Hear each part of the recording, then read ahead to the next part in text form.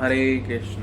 ओम अज्ञानतिमिरान्धस्य ज्ञानाञ्जनशलाकया चक्षुरुन्मीलितं येन तस्मै श्रीगुरवे नमः। नमो विष्णुपादाय राधिकाय प्रियात्मने श्रीमद्भक्तिवेदान्तनारायणीति नामिने।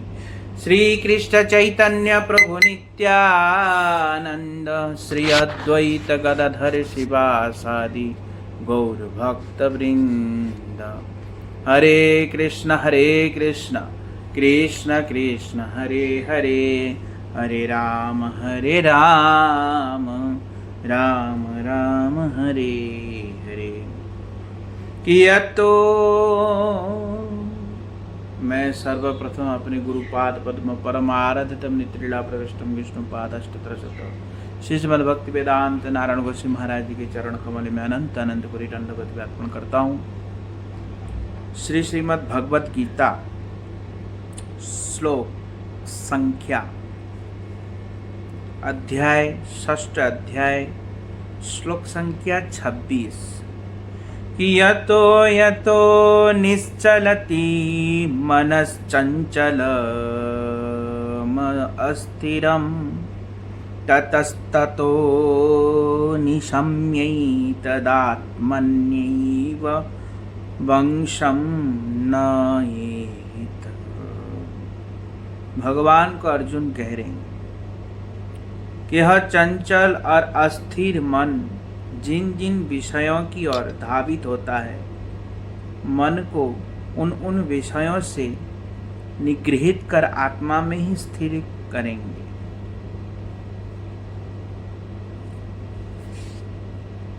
क्या कह रहे हैं? ये भगवान कह रहे हैं, अर्जुन नहीं, भगवान कह रहे हैं जो चंचल मन है, जो अस्थिर मन है, जिन जिन विषयों की ओर धावित होता है, मन को उन विषयों से निगृहित कर आत्मा में ही स्थिर करेंगे। मतलब मन को उन विषयों से हटा के अपनी आत्मा में स्थिर करेंगे। हाँ, आत्मा में कैसे स्थिर करेंगे? योगियों के निकट समाधि मुख उपस्थित हो जाते हैं। हाँ, तो आत्मा में कैसे स्थापित करेंगे? मन के चंचल होने पर अर्थात विषयों की ओर धावित होने पर यह मन जिन जिन विषयों के प्रति धावित होता है, साधक तत्क्षण मन को उन विषयों से हटाकर आत्मा विषय में ही नियुक्त करेंगे। आत्मा विषय में नियुक्त मतलब भगवत चिंतन, आत्म संबंधित चिंतन। आत्म संबंधित चिंतन किसको कहते हैं?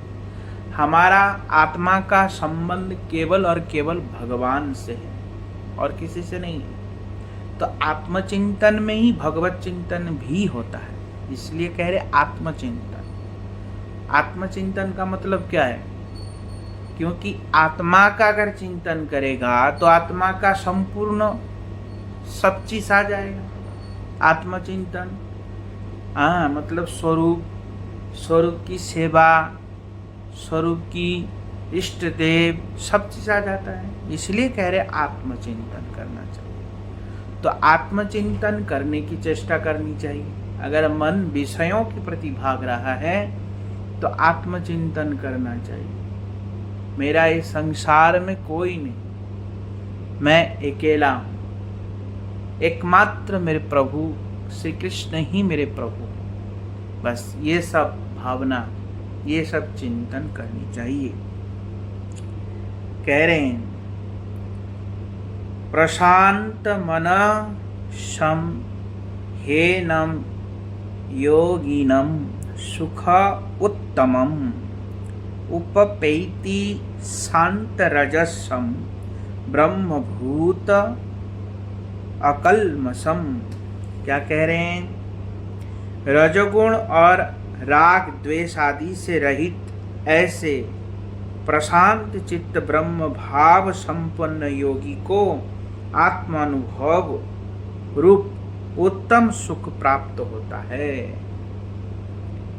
क्या कह रहे हैं? रजोगुण और राग द्वेष से रहित ऐसे प्रशांत चित्त जो राग द्वेष से रहित होते हैं, जिनके अंदर राग मतलब संसार के प्रति राग, द्वेष अभिनिवेश अविद्या, ये सब, ये द्वेष।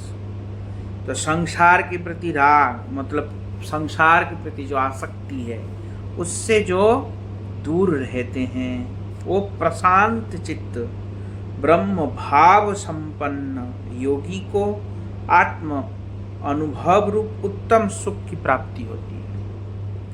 वह अपने आत्मा को देख पाता है, इसलिए आत्म सुख, उसको आत्मा का वास्तविक सुख की प्राप्ति होती है, क्योंकि वो पूर्ण तरीके से अपने आत्मा को दर्शन कर सकता है, भगवत दर्शन कर पाते हैं। इसलिए ऐसे व्यक्ति परम सुख का अनुभव करते हैं। इसलिए कह रहे हैं, हाँ, जिस प्रकार पाप रहित योगी मन को निरंतर योग निष्ठ करते रहते अनायास ही ब्रह्म प्राप्ति रूप परम सुख प्राप्त करते हैं, अर्थात जीवन से मुक्त हो जाते हैं, ब्रह्म प्राप्ति रूप परम सुख प्राप्त करते। ब्रह्म कौन है? ब्रह्म भगवान ही है। तो ब्रह्म प्राप्ति रूप परम सुख प्राप्त करते हैं कौन? निष्पाप व्यक्ति। जो पाप से युक्त व्यक्ति है वो ब्रह्म प्राप्त नहीं कर सकता, तो इसलिए निष्पाप योगी, निष्पाप भक्त योगी ही ऐसे ब्रह्म प्राप्ति रूप परम सुख प्राप्त करते हैं, अर्थात जीवन से मुक्त हो जाते हैं। सर्वभूतस्त आत्मनाम सर्वभूतानि चात्मनि इक्षते योग युक्तात्मा सर्वत्र समदर्शनः। क्या कह रहे हैं? सर्वत्र समदर्शन, सर्वत्र समदर्शी योग युक्त पुरुष सभी भूतों में आत्मा को तथा आत्मा में सभी भूतों को अवस्थित देखते हैं। जो महापुरुष होते हैं, महाभागवत जन होते हैं, वो सभी आत्मा में भगवत दर्शन करते हैं, या सभी भूतात्मा को मतलब भूत प्राणियों को उनकी वास्तविक आत्मा को देखते हैं, उनकी आत्मदर्शन होता है और सबको समान समझते हैं। हाँ, सबको समान रूप में अवस्थित देखते हैं। कौन? जो महाभागवत जन होते हैं।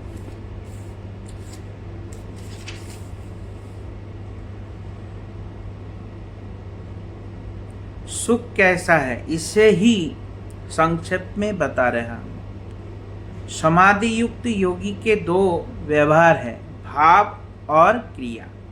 उनका भाव व्यवहार इस प्रकार होता है, वे सभी भूतों में आत्मा को तथा आत्मा में सभी भूतों का दर्शन करते हैं। क्रिया व्यवहार में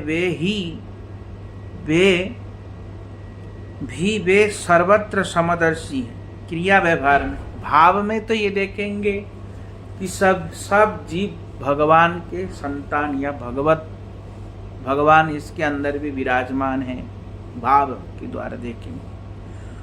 और व्यवहार के द्वारा समदर्शन मतलब सबको समान समझेंगे।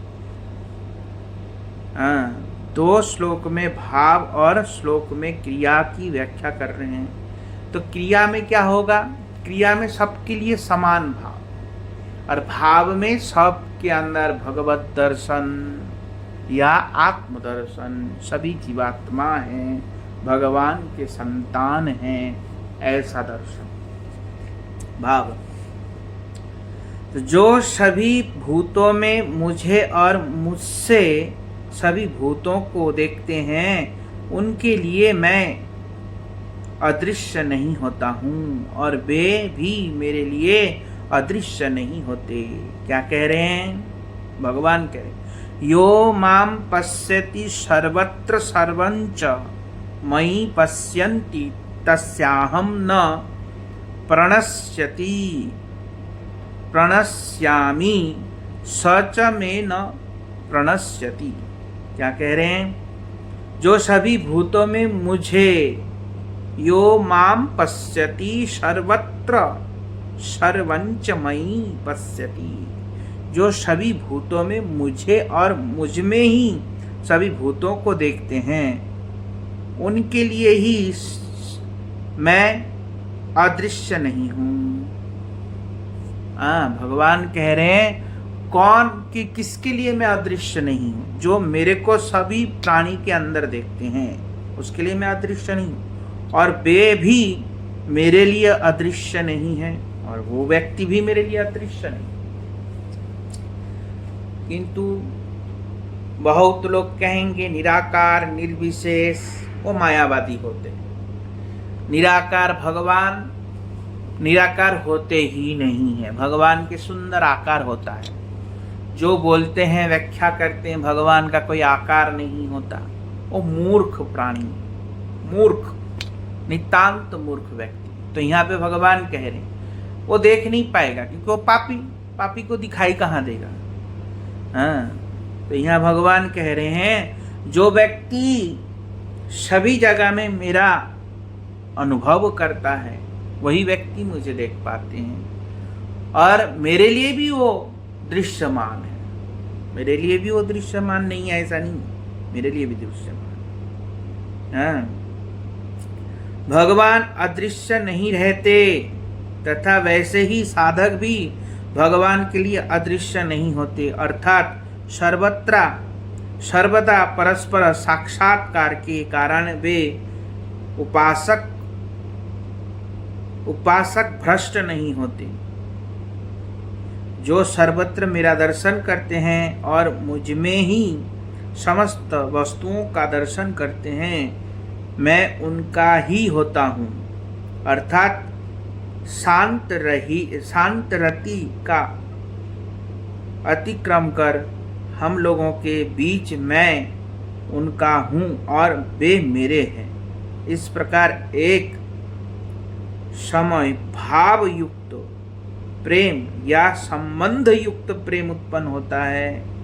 इस संबंध का उदय होने पर मैं उन्हें शुष्क निर्वाण रूप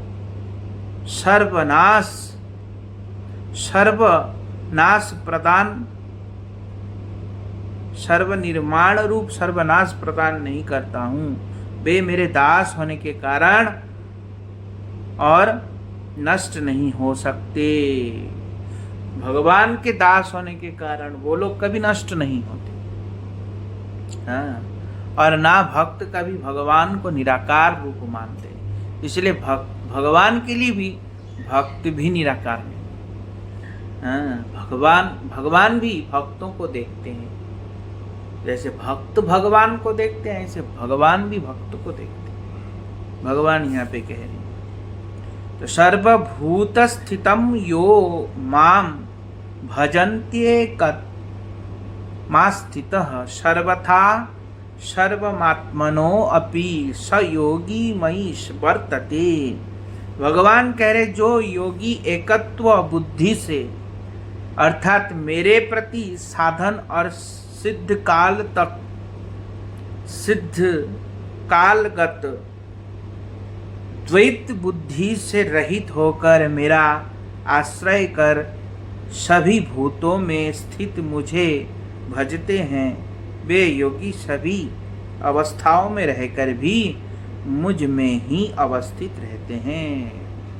ऐसे योगी सभी अवस्थाओं में रहने पर भी भगवान कह रहे वो व्यक्ति मेरे अंदर है।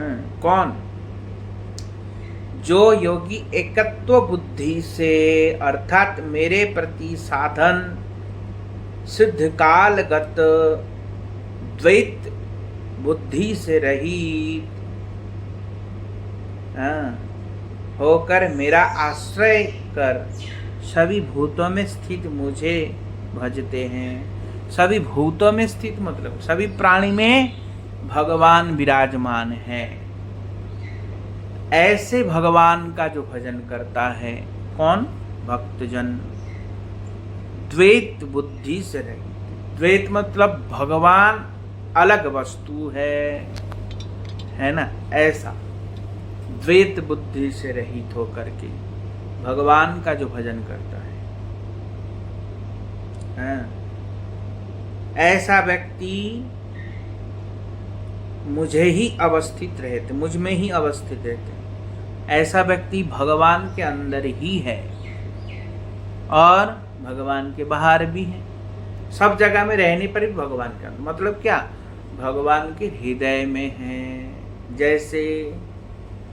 जैसे बिल्वमंगल ठाकुर जिस समय कृष्ण जा रहे थे, बिल्वमंगल ठाकुर के डंडा पकड़ के, और बिल्वमंगल ठाकुर ने क्या किया, कृष्ण को पकड़ लिया। कृष्ण को पकड़ के कहते मैं नहीं छोड़ूंगा। तो उस समय कृष्ण कहते छोड़ छोड़, पर बिल्वमंगल ठाकुर कहते नहीं नहीं, मैं नहीं छोड़ूंगा, मैंने आपको पकड़ लिया, मैं पहचान गया आप नंदन हैं। तो बोलते नहीं नहीं मुझे छोड़ छोड़, ऐसा कहा तो नहीं छोड़ा। तो भगवान क्या हुआ, अंतर ध्यान हो गए।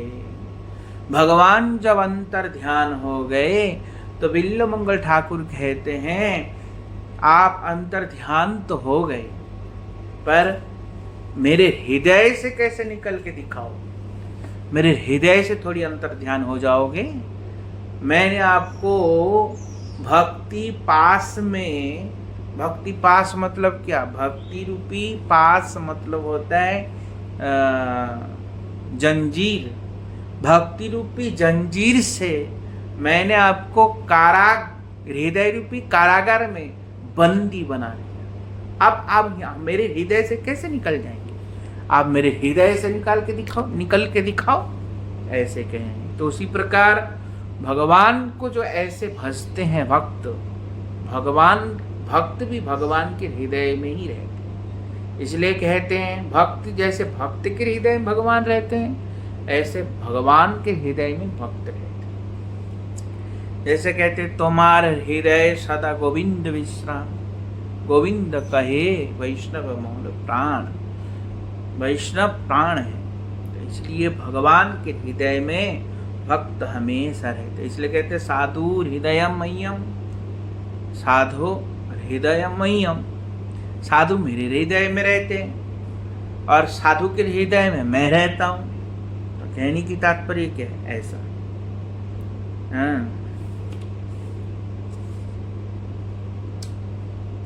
अर्थात जीव जड़ शरीर में अवस्थित होने पर भी सूक्ष्म और अप्राकृत तत्व है,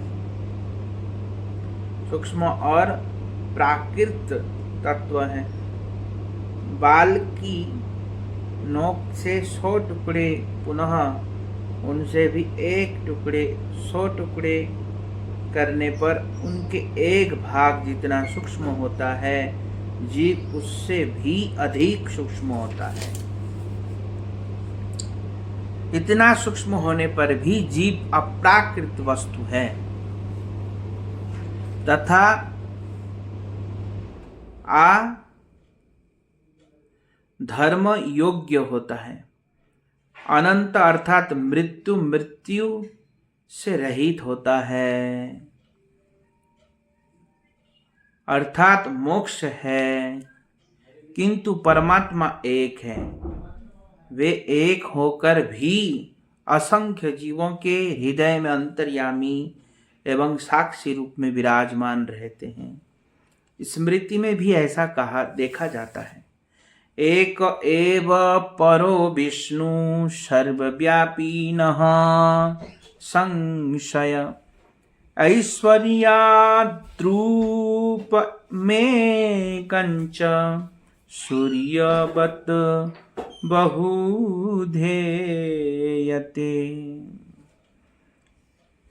अर्थात सर्वव्यापी विष्णु एक है, केवल ऐश्वर्य के प्रभाव से वे एक ही सूर्य की भांति अनेक रूपों में प्रतीत होते हैं। साधन काल में योगी के लिए जो चतुर्भुजाकार ईश्वर का ध्यान करने के लिए बताया गया है, वह ध्यान समाधि काल में निर्विकल्प अवस्था में पर तत्व के साधन अर्थात सिद्ध कालगत द्वैत बुद्धि से रहित होने पर मेरे सच्चिदानंद श्याम सुंदर मूर्ति में उसकी एकत्व बुद्धि होती है। मेरे सच्चिदानंद श्याम मूर्ति में एकत्व बुद्धि होता है, मतलब जो कृष्ण जैसे विष्णु चतुर्भुज रूप धारण का विष्णु का भजन कर रहा है, भजन करते करते जब सिद्ध काल जब हो जाएगा साधक के, तो कृष्ण को और विष्णु को एक मानेगा। जो योगी सभी भूतों में स्थित मेरा भजन करते हैं अर्थात श्रवण कीर्तन द्वारा मेरी भक्ति करते हैं, वे कार्य काल में, कर्म विचार काल में, ज्ञान और योग काल में समाधि का अनुष्ठान करने पर भी मुझ में वर्तमान रहते हैं अर्थात कृष्ण सामीप्य लक्षण रूप मोक्ष प्राप्त करते हैं। श्री नारद पंचरात्र में भी ऐसा देखा जाता है, उपदेश दिया गया है अर्थात दिशा और काल आदि की सीमा से अतीत जो श्री कृष्ण मूर्ति हैं उनमें चित्त का मनोनिवेश करने से तन्मयता द्वारा जीव का श्री कृष्ण रूप परब्रह्म संस्पर्श सुख उदित होता है। कृष्ण भक्ति ही योग समाधि की चरमता है। कृष्ण भक्ति ही योग समाधि का चरमता है, चरम सीमा है। इसलिए कह रहे ये अर्जुन, जो योगी अपने समान ही सभी जीवों को सुख दुख को समान देखते हैं, मेरे मत अनुसार वे ही श्रेष्ठ हैं। भगवान कह रहे हैं जो व्यक्ति अपने समान ही सभी जीवों के प्रति सुख दुख देखता है, जैसे किसी को अगर कष्ट होता है तो उसको अपने में महसूस करना चाहिए, मेरे को भी ऐसा ही कष्ट होगा। किसी को अगर सुख मिलता है तो उसको भी हमारे अनुसार देखना चाहिए कि हमको भी ऐसे ही सुख होता है। तो जो अपने दूसरे के सुख दुख को अपना सुख दुख समझता है, मतलब क्या है, समान ही देखते हैं, ऐसे व्यक्ति श्रेष्ठ, ऐसा व्यक्ति श्रेष्ठ है। साधन के समय योगी समदृष्टि संपन्न होते हैं। योगी का क्रिया व्यवहार कैसा होता है यह बता रहा हूँ, श्रवण करो। वे ही परम योगी होते हैं जो सभी के प्रति समदृष्टि संपन्न होते हैं। समदृष्टि शब्द का तात्पर्य यह है कि जो व्यवहार स्थल में अन्य समस्त जीवों को अपने समान समझते हैं अर्थात अन्य जीवों के सुख को अपने सुख के समान सुख कर और अन्य जीवों के दुख को अपने दुख समान समझ कर, अतः वे समस्त जीवों को सुख ही निरंतर कामना करते हैं और तदनुरूप कार्य करते हैं। इसे ही समदर्शन कहते हैं। समदर्शन का मतलब क्या होता है? मतलब उसको भी कष्ट होगा, ऐसा समझ के उसको दुख नहीं देगा। जैसे उसको कष्ट होगा तो मैं भी अगर ऐसे तड़पता, जैसे लोग क्या करते हैं संसार में, अपने हाथ पैर में लग जाए तो हैया दैया मैया ऐसे चिल्लाते हैं, मरते हैं। पर देखो मुर्गी को काट के खा जाएगा, मछली को काट के खा जाएगा, उसको कोई दर्द नहीं, उसका खून निकल रहा है, बेचारा तड़प रहा है, उससे कोई उनको मतलब कोई दर्द नहीं होता। तो ऐसा निर्दयी प्राणी आसुरिक कहलाते हैं। तो इसलिए कह रहे हैं जो ऐसे उनके कष्ट को भी अपना कष्ट मान के उनको कष्ट नहीं देता, ऐसे व्यक्ति श्रेष्ठ है, भगवान कह रहे हैं। अर्जुन उवाच, अर्जुन क्या कह रहे हैं? अर्जुन ने कहा, मधुसूदन आपके द्वारा सर्वत्र समदर्शन रूप जो योग कथित हुआ है, मन की चंचलता के कारण मैं उनमें अवस्थित या स्थायित्व को नहीं देखता हूं। क्या कह रहे हैं? अर्जुन कह रहे हैं, आपने तो बहुत सुंदर उपदेश दिया, परंतु चंचलम ही मनः कृष्ण प्रमाथि बलवत् दृढ़म तस्याहम निग्रहम मन्ये वायोरीव सुदुष्करम। अर्जुन कह रहे हैं, मन इतना चंचल है हे कृष्ण, क्योंकि मन स्वभावतः चंचल है, बुद्धि, शरीर और इंद्रियों को मथ देने वाला है, बलवान और दृढ़ है। अतः मन को बस में करना मैं वायु को बस करने से भी दुष्कर समझता हूं। वायु को भी बस करा जा सकता है, पर मन को बस करना बड़ा दुष्कर है, ऐसा अर्जुन कह रहे हैं। क्योंकि मन को बस में करना इतना आसान नहीं है, जिसका उदाहरण श्रीमद् भागवत में 11 स्कंद में वर्णित उपाख्यान में दृष्टिगोचर होता है।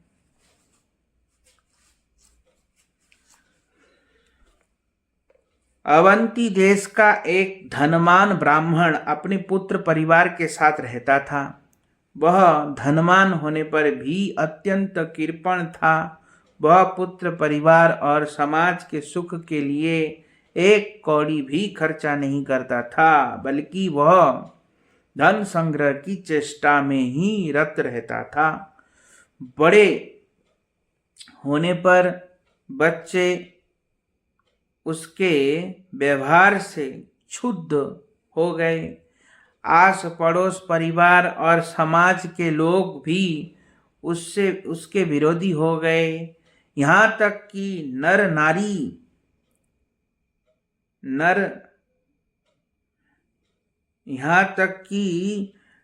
नहीं देने के कारण राज कर्मचारी भी विरोधी हो गए। यहाँ तक कि क्या, नर नारी भी तो विरोधी, आसपास के पड़ोसी तो विरोधी है ही है। यहाँ तक कि कर भी नहीं देता, इसके कारण राजा के कर्मचारी भी विरोधी हो गए। काल की विषय परिस्थिति में उसका घर जल गया। परिवार और समाज के लोगों ने उसका त्याग कर दिया, किंतु कुछ अच्छे संस्कारों के कारण साधु संघ के द्वारा प्रभावित होकर उसने त्रिदंडी भिक्षु का भेष ग्रहण किया। वह अपने सद्गुरु के उपदेश से शत्रु, मित्र, अपने पराये, सुख दुख, भला बुरा सभी विषयों में समदर्शी होकर भक्ति के अनुशीलन में तत्पर हो गया। वह अपने पूर्व परिचित ग्राम में भिक्षा के लिए समय लोगों के नाना प्रकार के दुर्व्यवहार से भी संतुष्ट रहता था। यहाँ तक कि लोग उसे पाखंडी, धूर्त आदि कहकर उसके भिक्षा पात्र में अन्न या रोटी देने के बदले मलमूत्र इत्यादि कर देते थे। तथापि निर्द्वंद्व चित्त से भगवत चिंतन करते हुए अंत में अपने भगवान मुकुंद की सेवा को प्राप्त कर लिया। अंत में क्या हुआ? भगवान मुकुंद की सेवा प्राप्त कर लिया। तो यहाँ क्या कह रहे हैं? कहने की तात्पर्य क्या है? बलवान मन को भगवत अनुशीलन के द्वारा किस प्रकार सरल सहज रूप में वशीभूत किया जा सकता है, तो यहाँ पे ये बता रहे हैं। तो ये भागवत का 11 स्कंद में वर्णित ये उपाख्यान सुनाया कि कैसे कृपण से कृपण व्यक्ति, उसके सारे विरोधी व्यक्ति, सब विरोधी होने पर भी, ऐसे दुष्ट व्यक्ति होने पर भी, और फिर क्या हुआ? कि देखो घर जल गया तो कुछ अच्छे कर्मों के प्रभाव से साधु संग प्राप्त हुआ, और साधु संग में रहते रहते उसने त्रिदंडी संन्यास ले लिया और ऐसा भाव हो गया उनको समदर्शी, किसी के प्रति बैर नहीं, ऐसा भाव हो गया, और अंत में भगवत भक्ति प्राप्त करके भगवान की सेवा को प्राप्त किया। तो इसलिए कह रहे हैं मन को स्थिर किया जा सकता है, कैसे? कथा के द्वारा, साधु संग के द्वारा, अन्यथा कोई उपाय नहीं है। बाकी की कथा हम कल श्रवण करेंगे। वांछा कल्पतरुभ्यश्च कृपा सिंधु